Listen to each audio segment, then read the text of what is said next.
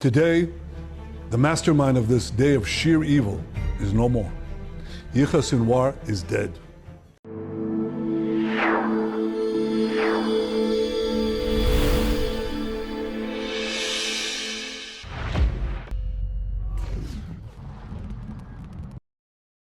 ዓለማችን እጅግ ያነጋገረና ያስደነገጠ ወታደራዊ ኦፕሬሽን በሞሳድ ተከናውኗል። የአሜሪካዋ ምክትል ፕሬዚዳንት ካማላ ሃሪስን በፍጥነት ወጥተው መግለጫ እንዲሰጡ ያስገደደው የሐማሱ አዲሱ መሪ ግድያ በእስራኤል ጦር አማካኝነት ተፈጽሟል። ዝርዝር መረጃውን እንመለከታለን። ጠቅላይ ሚኒስትር አብይ ሲጠበቅ የነበረውን ሹመት ሰጥተዋል። ጌታቸው ረዳ ለውጭ ጉዳይ ሚኒስትርነት ሲጠበቁ ያልታሰበው ሰው በአምባሳደር ታዬ አጽቀሥላሴ ቦታ መሾሙ ተረጋግጧል። ሌላኛው የመረጃ ቅኝታችን ትኩረት ነው። ከዚህ ውጪ ከሰሞኑ በኢትዮጵያ መንግስት እያደረገ የሚገኘው የአገልግሎት ክፍያ የህዝብ ቁጣ እንዳያስከትል በጥንቃቄ መታየት አለበት የሚል ምክርም እየተሰጠ ነው። በመረጃ ቅኝታችን የምንመለከተው ነው። እስከ ዝግጅታችን ፍጻሜ አብራችሁን ቆዩ።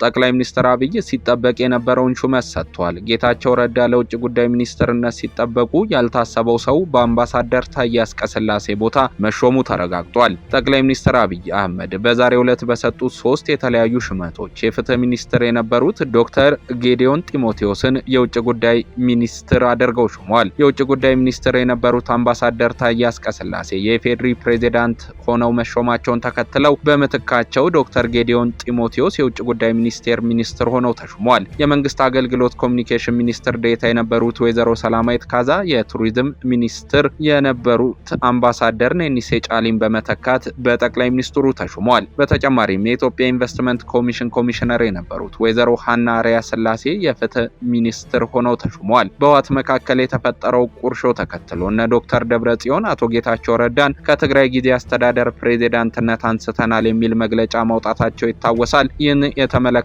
ተንታኞችም ምናልባት የመቀለውን ውጥረት ለማርገብና ክልሉ በስልጣን ይገባኛል ጥያቄ ውስብስብ ችግር ውስጥ እንዳይገባ ጠቅላይ ሚኒስትር አብይ አህመድ አቶ ጌታቸውን የውጭ ጉዳይ ሚኒስትር አድርገው ሊሾሙ ይችላል የሚል ሐሳብ ሲሰነዝሩ እንደነበረ ይታወሳል።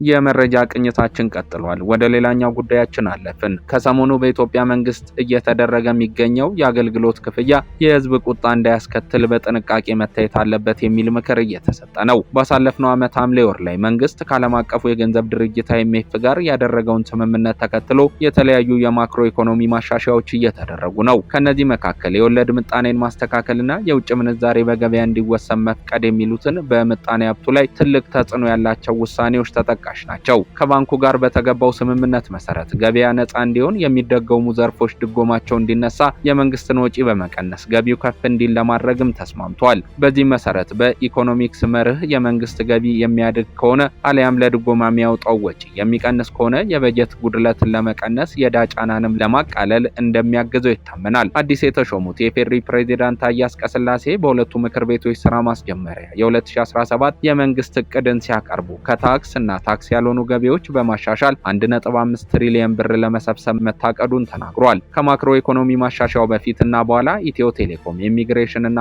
ፓስፖርት አገልግሎት፣ ጉምሩክ፣ ኤሌክትሪክ፣ ባንኮች፣ የተሽከርካሪ ፍቃድና ሌሎች አገልግሎቶች ከፍተኛ ዋጋ ማሻሻያ እንዲሁም የታክስ አገልግሎት ገቢራዊ አድርጓል። የሀገሪቱ መንግስት እያደረጋቸው የሚገኙ የአገልግሎት የታሪፍ ማሻሻያዎች አሁን ካለው የማህበረሰቡ ኢኮኖሚ አቅምና የኑሮ ውድነት ጋር የሚሄድ አይደለም ሲሉም ብዙዎች ይደመጣሉ። ሌሎች ደግሞ መንግስት ከIMF ጋር ባለው ስምምነት መሰረት ድጎማን የማንሳት ግዴታ ስለተጣለበት አሰራሩን የሚጠብቅ ቢሆንም ገቢራዊ እየሆነ ያለበት ፍጥነት ነባራዊ ሁኔታዎችን አላገናዘበም ይላሉ። በዚህ ጉዳይ ላይ የምጣኔ ሀብት ባለሙያዎች ለላይን የዜና ምንጭ ሀሳባቸውን አጋርተዋል። ዶክተር አለማየሁ ከበደ የናሽናል ፋይናንስ አካዳሚ ፕሬዝዳንትና የገንዘብ ፖሊሲ ባለሙያ ናቸው። እሳቸው እንደሚሉት የምንዛሬ ጭማሪው በገበያ ውስጥ እንደሚፈጥረው የዋጋ ንረት ሁሉ መንግስትም በሚሰጠው አገልግሎት በገበያ ላይ የሚታየውን ተጽዕኖ ለመቋቋም የታሪፍ ማሻሻያ ማድረጉ ተጠባቂ ነው። ይህም የምንዛሬ መጨመርን ተከትሎ የመጣ እንደሆነ ይናገራሉ። ባለሙያው የኢትዮጵያ ኢኮኖሚ በድጎማ የሚንቀሳቀስ ኢኮኖሚ ነው። በርካታ ዘርፎች ላይ መንግስት የኑሮ ውድነቱን ለመቆጣጠር በግዢ በሚያቀርባቸው ምርቶች ላይ በጀት መመደብ ድጎማ ሲያደርግ ቆይቷል። አሁን የተፈራረመው ስምምነት ደግሞ እሱን እንዲያደርግ የሚፈቅድለት አይደለም። ስለዚህ ድጎማ ሲያነሳም የታሪፍ ማሻሻያ ሲያደርግም ማህበረሰቡ ላይ ጫና መፍጠሩ አይቀርም ባይ ናቸው። ከዚህ ባለፈም የፋይናንስ ፖሊሲን በማስተካከል የዋጋ ንረትን መከላከል፣ የመንግስት የልማት ድርጅቶች ፋይናንሻል አቅምን በማጠናከር ሂደትም ወደ ግሉ ዘርፍ በማዘዋወር የመንግስት ሚና እንዲቀንስ ማድረግ የሚሉት ሌሎች የስምምነቱ ተጠቃሽ ነጥቦች ናቸው። አሁን ባለው ሁኔታ ከፍተኛ አገልግሎት ታሪፍ ማሻሻያ ያደረጉት መስሪያ ቤቶችን ብናነሳ ፓስፖርት 2000 ብር የነበረው ወደ 5000 ብር የ150 በመቶ ጭማሪ፣ ከተሽከርካሪ ፍቃድ ጋር በተያያዘ ያሉ አገልግሎቶች ላይ ከ75 በመቶ 500 በመቶ ድረስ ማሻሻያ ተደርጓል ሲሉም አስታውቋል። በነዳጅ ላይ የሚደረገው ድጎማ ቀስ በቀስ እንደሚነሳ መንግስት ማስታወቁንም ተከትሎ ባለፉት 3 ዓመታት በኢትዮጵያ ከፍተኛ የነዳጅ ዋጋ ጭማሪ እየተስተዋለ ይገኛል። ሰኔ 2014 ዓ.ም በሌትር 47 ብር ከ8 ሳንቲም የነበረው ቤንዚን እንዲሁም በሌትር 49 ብር የነበረው ናፍጣ አሁን ላይ ወደ 91 እና 90 ብር ከፍ ብሏል። ይህን ተከትሎም አዲስ በወጣው የአዲስ አበባ ከተማ የትራንስፖርት ታሪፍ ላይ በእጥፍ ዋጋ ጨምሯል። ህብረተሰቡ ሲጠበቅ የነበረው የማክሮ ኢኮኖሚ ማሻሻያን ተከትሎ የሚፈጠረውን የኑሮ ተጽዕኖ እንጂ የመንግስት የአገልግሎት ክፍያ ጭማሪ አላሰበውም። መንግስት ለምን ታሪፍ አሻሻለ ወይም ድጎማ ለምን አነሳ ብለህ መጠየቅ አትችልም። እሱ የማክሮ ኢኮኖሚ ማሻሻያው አንድ ሂደት ነው። ነገር ግን አንዳንድ ተቋማት ያደረጉት የታሪፍ ጭማሪ እጅግ የተጋነነ ነው። ማሻሻያ መደረግ ካለበት የኤሌክትሪክ አገልግሎት የተጠቀመው መንገድ ጥሩ የሚባል ነው። በሂደት ቀስ በቀስ ፐርሰንቱን እያሳደገ መሄድ ሲገባው እስከ 500% ዋጋ ጭማሪ መደረጉ ተገቢ ነው ብዬ አላስብም ብለዋል ባለሙያው። በነጻ ኢኮኖሚ ውስጥ ድጎማ ተግባራዊ እንዲደረግ የአይኤምኤፍ ፖሊሲ አይፈቅድም የሚሉት አቶ ዋሲሁን ደግሞ ይህንን ከዚህ አንጻር መረዳት ከባድ ባይሆንም መሰል ፈጣን ውሳኔዎች ገቢው ያልተሻሻለ ከእጅ ወደ አፍ የሚባል ኑሮ በሚኖር ማህበረሰብ ውስጥ ማህበራዊ ቀውስን እንዳያስከትል ስጋት እንዳላቸውም ይናገራሉ።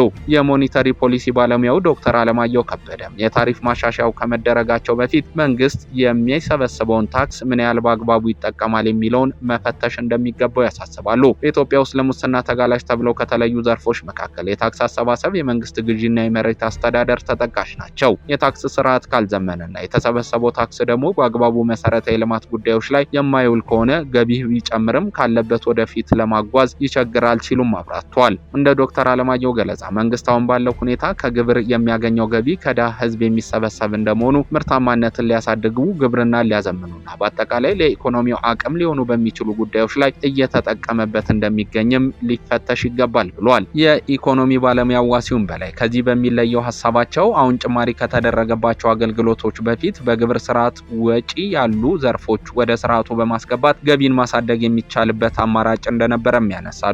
በመፍትሄ ሀሳባቸው መንግስት ከገቢ ውጭ ያሉ ዘርፎችን ወደ ታክሱ ስርዓት ማስገባት ቢችል ከፕሮጀክትና ከግዢ ጋር ተያይዞ የሚከተለውን የወጪ ስርዓት ቢያስተካክል እንዲሁም የአምራቹን ክፍል አቅም ቢያጎለብት ኢኮኖሚያዊ ጫናውን መቋቋም እንደሚችል መክሯል። ቢያንስ በገበያ ውስጥ የሚታየውን የአቅርቦት እጥረት ማቃለል ቢቻል በቂ ምርት በተመጣጠነ ዋጋ የሚገበይ ማህበረሰብ ካለ በአገልግሎት ዘርፉ የሚመጣውን ጫና ለመቋቋም እንደሚያግዝ መናገራቸውን የዜና ምንጩ አትቷል።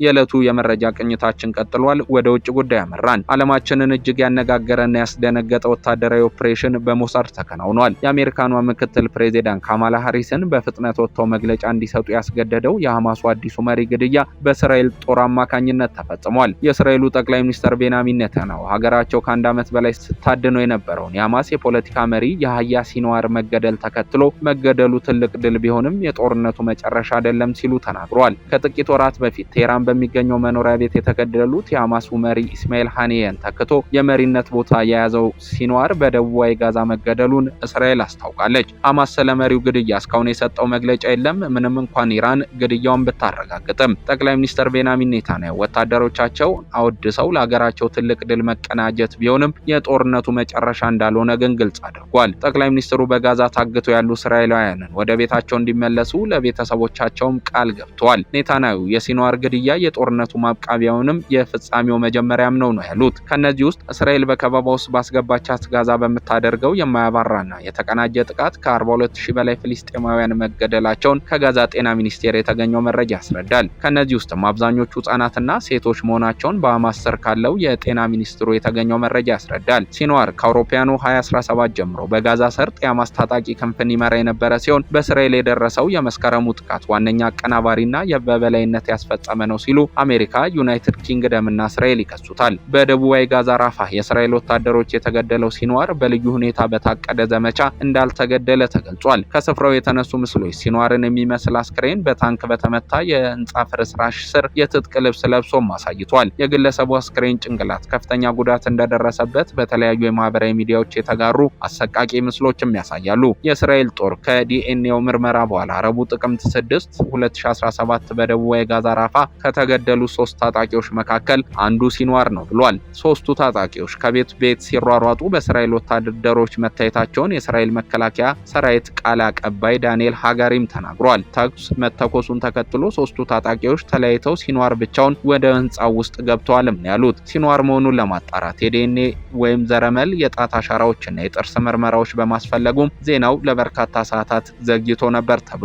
ሲንዋር ለጥበቃ ሲባል ከእስራኤላውያን ታጋቾች ጋር እንደሚጓዝ ቀደም ብሎ ሲነገርም ነበር። አብዛኞቹ ህይወቱን በእስራኤል እስር ቤት ያሳለፈው ሲንዋር በአውሮፓውያኑ 1988 ለሶስተኛ ጊዜ ሲታሰር 4 የዕድሜ ልክ እስራት ተፈርዶበትም ነበር። ሆኖም በአውሮፓውያኑ 2011 በጋዛ በሐማስ ተይዞ በነበረው እስራኤል ወታደራዊ ልውውጥ ከ1026 ፍልስጤማውያንና እስራኤላውያን አረብ እስረኞች መካከል አንዱ የነበረው ሲንዋር ከስር ተፈቷል። የሲንዋርም ሆነ የሐማስ የጀርባ አጥንት የሆነችው ኢራን በሐማስ መሪ ግድያ የፍልስጤማውያን ትግል መንፈስ ይበልጥ ይጠናከራል እንጂ አይዳከምም ባይ ነች። የሲንዋር ግድያ የትግል መንፈስን ይበልጥ ያጠናክራል በማለትም የሐማሱ መሪ መገደል የፍልስጤማውያንን የረጅም ዓመት የነጻነት ትግል ወደ ኋላ እንደማያስቀረው አብራርቷል። በእስራኤል ላይ በየዕለቱ የሮኬቶች ጥቃት እየፈጸመ የሚገኘው ሂዝቦላ ምን አይነት እርምጃ ሊወስድ እንደሚችልም ፍንጭ አልሰጠም። የአሜሪካው ፕሬዚዳንት ጆ ባይደን ለእስራኤሉ ጠቅላይ ሚኒስትር ቤንያሚን ኔታንያሁ በመደወል የደስታ መልእክታቸውን ሲገልጹ የሲንዋር መገደል የጋዛው ጦርነት እንዲቆምና እስራኤላውያን ታጋቾች እንዲለቀቁም በር ይከፍታል ብሏል። እስራኤላውያን የታጋቾቹ ቤተሰቦችም የጥቅምት 7ቱን ጥቃት አቀናብሯል የተባለው የያህያ ሲንዋር መገደል ትልቅ ድል መሆኑን ጠቅሰው የኔታንያሁ አስተዳደር ከ1 ዓመት በላይ በጋዛ ለሚሰቃዩ ታጋቾች እንዲደርስላቸው ጠይቋል። ምዕራባውያን ሀገራት የያህያ ሲንዋር ግድያ የጋዛውን ጦርነት ያስቆማል በሚል ለእስራኤል የደስታ መግለጫቸውንም እየሰደዱ ነው። ይሁን እንጂ ሐማስም ሆነ የሂዝቦላ መሪዎች መገደል በጋዛም ሆነ በሊባኖስ ጦርነት በፍጥነት ሲገታ አልታየም ይላሉ ተንታኞች። ሬውተርስ በካን ዩኒስ ያነጋገረው ፍልስጤማውያን ተፈናቃይ ታቤት ኡመርም ትግላችን የአንድ ሰው ህይወት ሲያልፍ የሚቆም አይደለም፣ የሲንዋር መገደልም ትግሉን አያስቆመውም ወይም ነጭ ባንዲራ አውጥተን እጅ እንድንሰጥ አያደርግም ብሏል። ውድ አድማጭ ተመልካቾቻችን የመረጃ ቅኝታችን አበቃ። በያላችሁበት ሰናይ ጊዜ ይሁንላችሁ።